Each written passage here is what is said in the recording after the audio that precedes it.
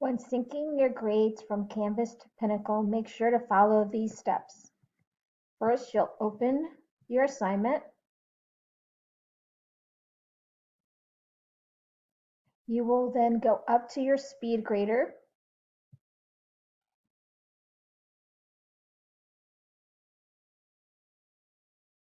And then make sure to open on the left-hand side your gradebook.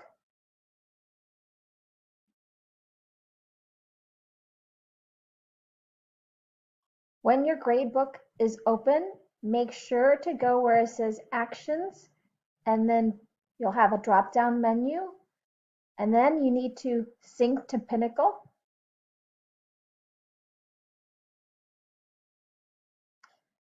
As a rule for me, I always click all the assignments just in case I've changed a grade for a student, so it will link the last thing that you've done, and then you would just click on Post Grades. I hope this was helpful.